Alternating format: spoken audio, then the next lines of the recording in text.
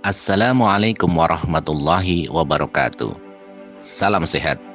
Sahabat sehat, sembuh dari COVID-19 tapi masih batuk dan sesak.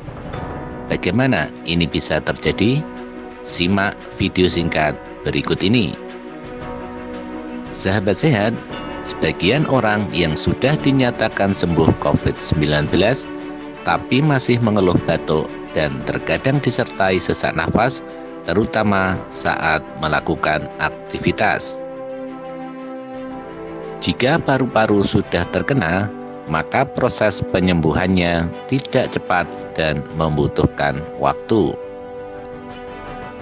Infeksi paru-paru menyebabkan paru-paru sebagian menjadi kaku. Itu sebabnya terjadi batuk bahkan sesak nafas. Tingkat keluhannya tergantung luasnya infeksi di paru-paru. Semakin luas infeksi, keluhan akan lebih lama. Untuk itu, cara mengatasinya, jika sudah selesai menjalani isolasi mandiri, dianjurkan untuk kontrol ke dokter 7-10 hari.